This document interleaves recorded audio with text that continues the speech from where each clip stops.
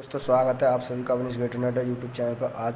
आज का हमारा टॉपिक यानी फिजिक्स क्लास 12th की चैप्टर नंबर फर्स्ट की सेकंड क्लास है। इसमें आज हम टॉपिक डिस्कशन करने वाले हैं विद्युत क्षेत्र, आकर्षण बल व प्रतिकर्षण बल में तुलना। यानी आकर्षण बल व प्रतिकर्षण बल में कौन सा अधिक आकर्षित होता है। मतलब नेक्स्ट टॉपिक विद्युत क्षेत्र रेखाएँ, विद्युत फ्लक्स और विद्युत द्विध्रुव। आज हम 5 टॉपिकों को डिस्कस करेंगे इस क्लास में। तो चलिए चलते हैं। आज का पहला टॉपिक है विद्युत क्षेत्र।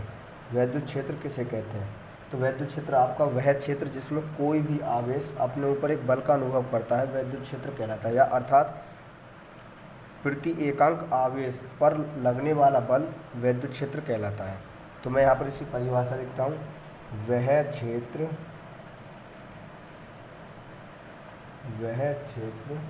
जिसमें कोई भी आवेश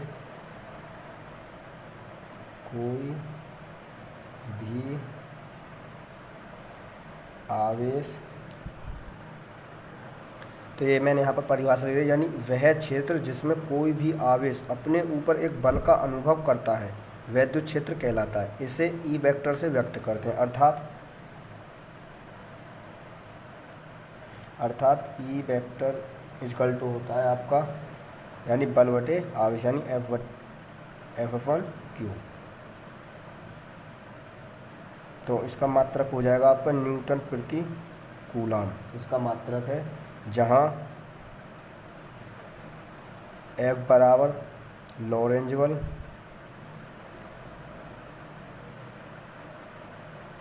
और Q आपका हो गया आवेश और ई वेक्टर है ये आपका विद्युत क्षेत्र।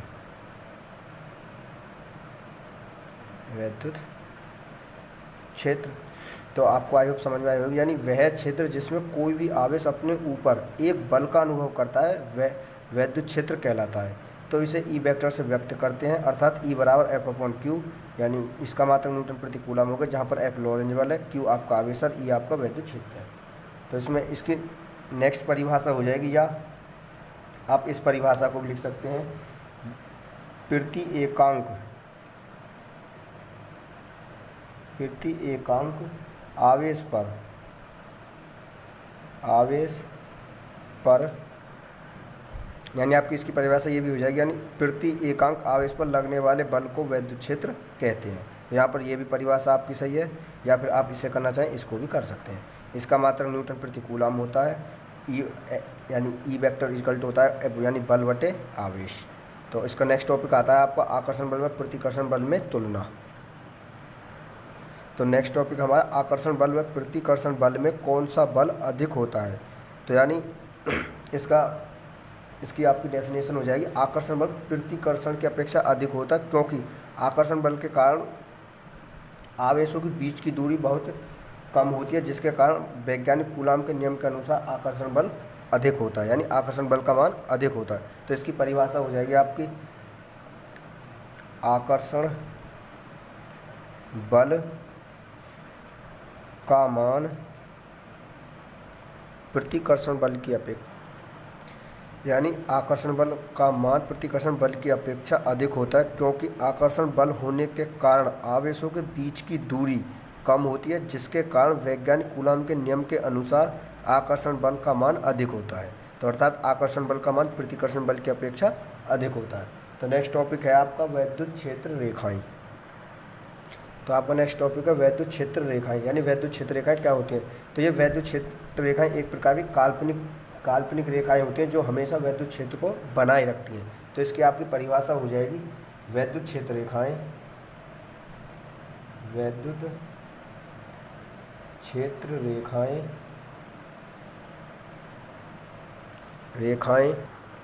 तो ये देखेंगे तो विद्युत क्षेत्र रेखाएं काल्पनिक बल रेखाएं होती हैं जो हमेशा विद्युत क्षेत्र को बनाए रखती हैं। तो यानी विद्युत क्षेत्र रेखाएं कहलाती हैं। तो यहाँ पर आपकी विद्युत क्षेत्र रेखाएं हो गई। नेक्स्ट टॉपिक आता है आपका विद्युत फ्लक्स। तो ये यहाँ पर विद्युत फ्लक्स आता है आपका नेक्स्ट टॉपिक। तो विद्युत फ्लक्स क्या होता है? तो विद्युत फ्लक्स होता है आपका किसी भी बंद पृष्ठ से गुजरने वाले गुजरने वाले कुल बल रेखाओं की संख्या को वैद्युत फ्लक्स कहते हैं। इसे फाई ई से व्यक्त करते हैं, जिसका मात्रक आपका न्यूटन मीटर स्क्वायर प्रति कूलाम होता है तथा वोल्ट मीटर भी इसका मात्रक होता है। तो अर्थात इसकी क्या परिभाषा हो जाएगी, किसी बंद पृष्ठ से गुजरने वाले कुल, तो ये मैंने यहाँ पर आपकी इसकी परिभाषा लिख दी है। अर्थात किसी बंद पृष्ठ से गुजरने वाले कुल बल रेखाओं की संख्या को वैद्युत फ्लक्स कहते हैं। इसे फाई से व्यक्त करते हैं। इसका मात्रक न्यूटन मीटर स्क्वायर प्रति कूलाम तथा वोल्ट मीटर होता है। अर्थात इसकी एक और परिभाषा है, अथवा आप दूसरी परिभाषा भी इसकी लिख सकते हो, जैसे अथवा में किसी भी बंद पृष्ठ से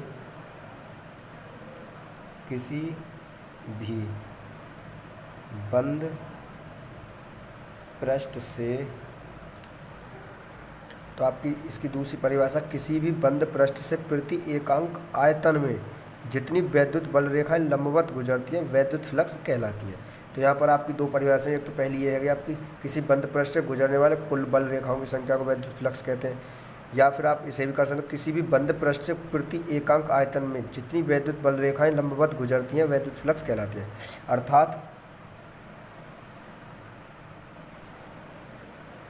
अर्थात आपका phi E is equal to E vector dot D A, या फिर phi is equal to E dot यानी E vector into D A into cos theta. तो ये आपका कब यूज होगा, ये आपका वेक्टर के रूप में होता है।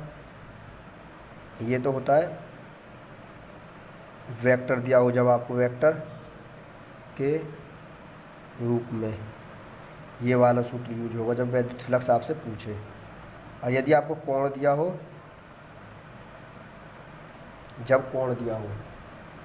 जब आपको कोण दिया हो तो आपको कौन सा सूत्र लागू करना, तो ये वाला। तो यहाँ पर हो जाएगा आपका जहाँ आपके ई वेक्टर होता है आपका वैद्युत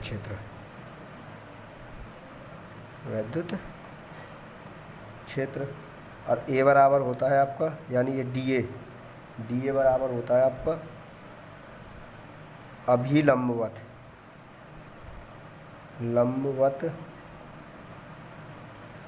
क्षेत्रफल, और थीटा बराबर होता है आपका क्षेत्रफल, वैद्युत क्षेत्रफल तथा लंबवत के क्षेत्रफल के बीच बना कोण, यानी वैद्युत क्षेत्र तथा अभिलंबवत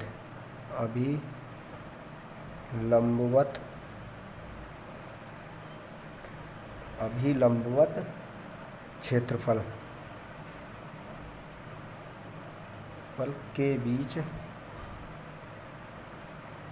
बना कोण, यानी फाई तो आपका वैद्युत फ्लक्स हो गया, ई वेक्टर आपका वैद्युत क्षेत्र हो गया, ए आपका अभिलंबवत क्षेत्रफल और थीटा वैद्युत क्षेत्र तथा अभिलंबवत के क्षेत्रफल के बीच बना कोण। यहाँ पर वैद्युत फ्लक्स हो गया। इससे रिलेटेड आपके एनसीईआरटी बुक के कुछ क्वेश्चन है, तो इसको हम सॉल्व करते हैं। तो ये यहाँ पर एनसीईआरटी का आपको क्वेश्चन है, एक बंद पृष्ठ से गुजरने वाले वैद्युत क्षेत्र का मान 2i कैप प्लस के 3j कैप प्लस के 5 कैप है, जो अभिलंबवत क्षेत्रफल dA 3i कैप प्लस के 5j कैप मीटर स्क्वायर से होकर गुजरता है, तो कुल वैद्युत फ्लक्स का मान ज्ञात कीजिए। तो यहाँ पर सॉल्व करेंगे। दिया है, सबसे पहले जो आपको दिया है उसे लिखेंगे। दिया है आपका यानी वैद्युत क्षेत्र बराबर 2i कैप प्लस के 3j कैप प्लस के 5k कैप। नेक्स्ट आपको अभिलंबवत क्षेत्रफल dA दिया है 3i कैप प्लस के 5j कैप। नेक्स्ट पूछा है आपसे वैद्युत फ्लक्स का मान यानी फाई बराबर क्या होगा। तो हम जानते हैं, तो सकते हैं। तो आपको वेक्टर दिए तो वेक्टर वाला फॉर्मूला लगेगा, यानी अर्थात आपका फॉर्मूला कौन सा लगेगा, वैद्युत फ्लक्स बराबर यानी ई वेक्टर इंटू डी ए। यदि आपको कोण दिया होता है इन दोनों के बीच तो कौन सा लगता है, कॉस थीटा और आ जाता है यहाँ पर, यानी अदिश गुणनफल के। ये कौन सा हो गया, अदिश गुणन। तो यहाँ पर इसकी वैल्यू रखेंगे, ई का मान कितना 2 आई कैप प्लस के 3 जे कैप प्लस के 5 के कैप, और इनटू में क्या आ जाएगा 3 आई कैप प्लस के 5 जे कैप। तो ये आपको यहाँ पर आ गया। तो इसकी गुणा करेंगे, यानी इसके साथ आई कैप होता है, यानी यदि सेम सेम मिलते हैं तो आपका होता है 1, और यदि कोई भी दूसरा इसके साथ यानी जे कैप आ जाए तो क्या होता है वो 0, यानी सेम सेम वाले 1 हो जाएंगे। यानी 2 आई कैप 3 आई कैप करेंगे 2 तिया 6 आई कैप हो जाएगा आपका, प्लस के 3 2 जे कैप में करेंगे तो ये जे कैप और आई कैप हो, ये 0 हो जाएगा। अब 3 जे कैप की 3 आई कैप में करेंगे ये 0 हो जाएगा, और 3 जे कैप की 3 जे कैप में करेंगे तो क्या हो जाएगा आपको 3 तिया 9 जे कैप, और 5 के कैप के आई कैप के ये भी 0, और जे कैप की के कैप के ये भी 0 हो जाएगा। तो आपको कितना आएगा 6 गुणा 1 प्लस के 9 गुणे 1, ये इसका सेम जो होता है इसका मान 1 हो जाता है। ये आपको 11वीं क्लास में भी पढ़ाया गया होगा। तो वैद्युत फ्लक्स ई बराबर हो गया आपका 6 प्लस के 9, तो कितना हो गया आपका 15। तो इसका मात्रक क्या होता है, आपका मात्रक होता है न्यूटन मीटर स्क्वायर प्रति कूलम। ये हो गया इसका आंसर। या फिर इसका मात्रक क्या होता है वोल्ट मीटर। ये आपका यहाँ पर इसका आंसर हो गया कंप्लीट। क्वेश्चन नंबर नेक्स्ट देखते हैं। तो यहाँ पर आपका दूसरा क्वेश्चन, एक आयताकार पृष्ठ 3 सेंटीमीटर गुणा 2 सेंटीमीटर का है, जिससे 20 गुणे 10⁶ न्यूटन प्रति कूलम का वैद्युत क्षेत्र बाहर निकलता है। तो आयताकार क्षेत्रफल के लंबवत गुजरने वाले वैद्युत फ्लक्स का मान ज्ञात कीजिए। यानी लंबवत का मतलब थीटा बराबर आपका 90 अंश हो गया। तो दिया है आपका आयताकार पृष्ठ क्षेत्रफल यानी डी ए बराबर दिया है आपका 3 सेंटीमीटर गुणा 2 सेंटीमीटर। इन्हें सेंटीमीटर है तो हमें मीटर में चाहिए, क्योंकि मीटर में बदलने क्या होगा, इसमें 1/100 गुणा हो जाते हैं 1/100 गुणे 2/100। तो इसे सॉल्व करेंगे तो आपका आ जाएगा 6/100 गुणे 100 मीटर स्क्वायर। क्षेत्रफल मीटर स्क्वायर में होता है, इसलिए सेंटीमीटर हमने मीटर में चेंज कर लिया। अर्थात आपका वैद्युत क्षेत्र दिया है आपका 20 गुणा 10⁶ न्यूटन प्रति कूलम। थीटा बराबर आपका क्या हो जाएगा, यहाँ पर थीटा बराबर होगा लंबवत पूछा, तो लंबवत यानी 90 में से 90 करोगे, यानी लंबवत पूछा है। तो लंबवत इसका टोटल यानी लंबवत का मतलब ये यहाँ पर 90 अंश, तो इसमें से वैद्युत क्षेत्र घटा देंगे तो ये थीटा का मान निकल जाएगा यहाँ से। तो हम और पूछ क्या रहा है आपका वैद्युत फ्लक्स क्या होगा, तो हम जानते हैं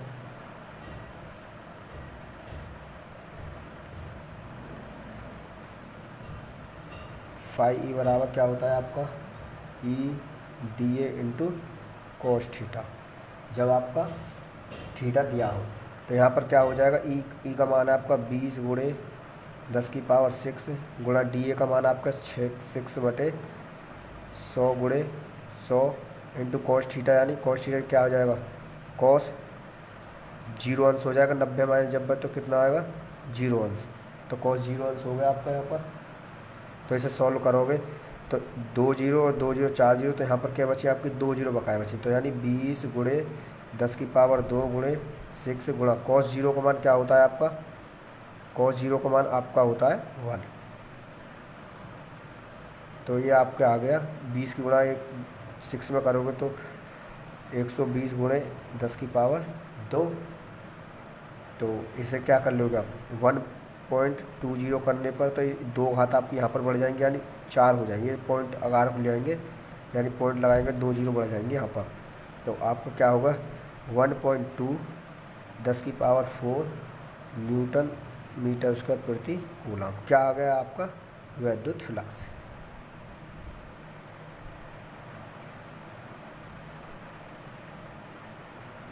ये आपका आंसर है। नेक्स्ट टॉपिक आता है आपका वैद्युत द्विध्रुव। तो आपका नेक्स्ट टॉपिक है वैद्युत द्विध्रुव। तो वैद्युत ध्रुव क्या होता है, यानी वैद्युत ध्रुव किन्हीं समान परिमाण तथा विपरीत दो आवेशों में से किसी एक आवेश तथा इनके बीच की दूरी के गुणनफल को वैद्युत द्विध्रुव कहते हैं। तो अर्थात इसकी परिभाषा हो जाएगी आपकी समान परिमाण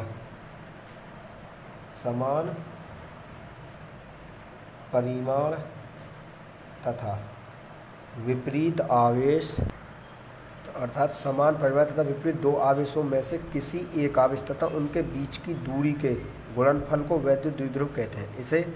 इसका मात्रक कूलम मीटर होता है। इसे पी से व्यक्त करते हैं, अर्थात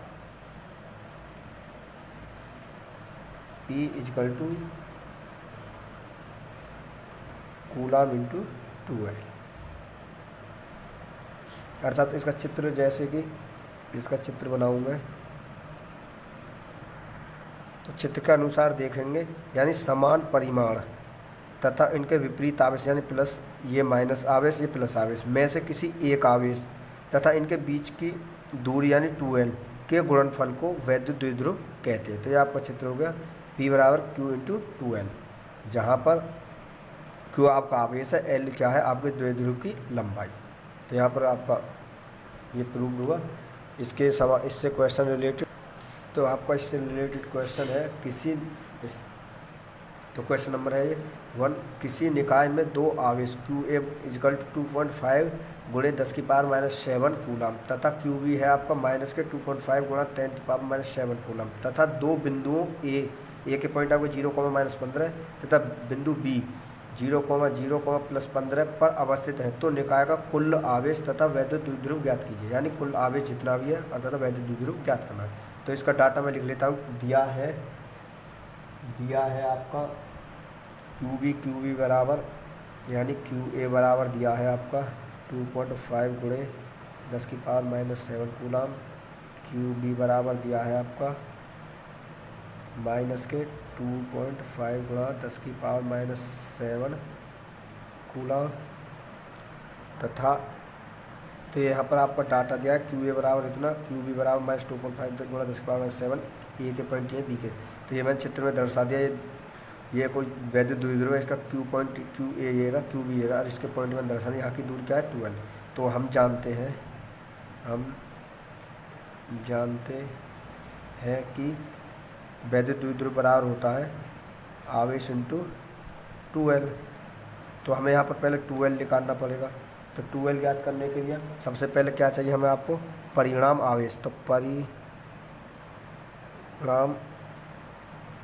आवेश Q बराबर क्या हो जाएगा आपका, यानी कोई भी एक, क्योंकि आपकी परिभाषा क्या कहती है, समान परिमाण तथा विपरीत दो आवेशों में से एक आवेश कोई सा भी ले लीजिए, तो दोनों समान परिणाम चाहिए, तो आपको माइनस ले लिया पॉजिटिव, तो इसमें जो भी रखोगे वो पॉजिटिव बाहर निकलेगा। तो माइनस का हम जैसे 2.5 गुणे 10⁻⁷ लेंगे, तो ये क्या आ जाएगा, Q बराबर आपका आवेश 2.5 गुणे 10⁻⁷ कूलम। ये आपका Q आवेश आ गया, यानी कुल आवेश क्या है आपका 2.5 गुणा 10⁻⁷।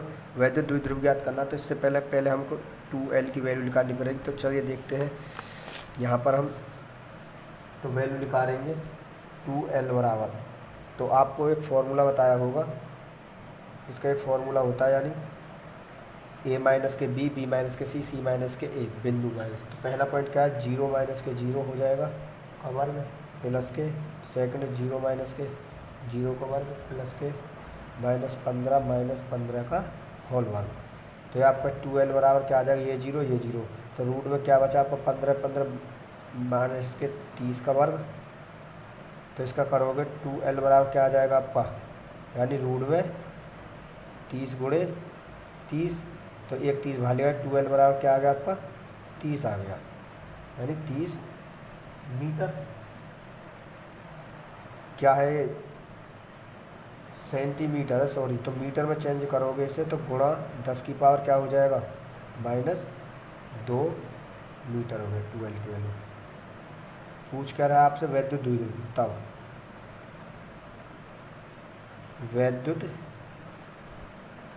द्विध्रुव क्या होता है आपका, P बराबर Q इंटू 2L।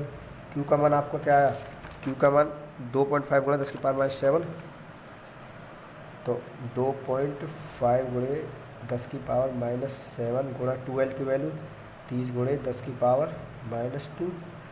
तो इस वैद्युत द्विध्रुव बराबर, तो 30 की वैल्यू 25 में करेंगे तो इसकी गुणा करेंगे तो 25 75, एक जीरो है, एक जीरो, क्या अंक बाद पॉइंट है, एक अंक बाद पॉइंट, तो एक अंक बाद पॉइंट लगा, गुणा 10 की पावर कितना हो जाएगा आपका -9, ये जुड़ जाएंगे।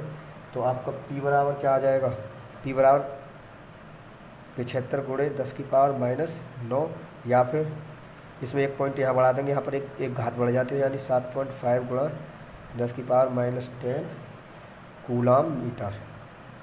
ये आपका वैद्युत द्विध्रुव, ये आपका आंसर है। ये जो दूरी का सूत्र है, क्योंकि इसमें बिंदु दिए हैं, बिंदु, ये बिंदु और ये बिंदु, इन दोनों बिंदुओं के बीच की दूरी का सूत्र होता है हमारा, आपने पिछली क्लास में पढ़ा होगा, यानी रूट में a माइनस के b, यानी हाँ a माइनस के b, दूसरा होता है b माइनस के c, तीसरा होता है, सॉरी प्लस प्लस के चलते हैं, इन पर क्या चलता है, वर्ग चलता है, ये यहाँ पर, और c माइनस के a, ये आपका सूत्र होता है।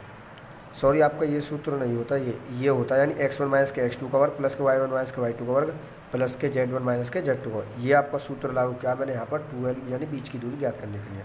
ये आपका गलत है, ये रॉन्ग हो गया। तो आई होप आपको वीडियो अच्छी लगी होगी। इससे रिलेटेड हमने पॉइंट अगले वीडियो में हम आपको वैद्युत द्विध्रुव क्षेत्र ज्ञात करेंगे, यानी निरक्षीय स्थिति में, अक्षय स्थिति में, दोनों डेरिवेशनों को सॉल्व कराएंगे। तो वीडियो को लाइक करें एंड चैनल को सब्सक्राइब करें अगली वीडियो पाने के लिए, और वीडियो को ज़्यादा से ज़्यादा शेयर करें। और वीडियो कैसी लगी आप सभी भाई अपने कमेंट बॉक्स में अपने सुझाव ज़रूर दें। जय हिंद, जय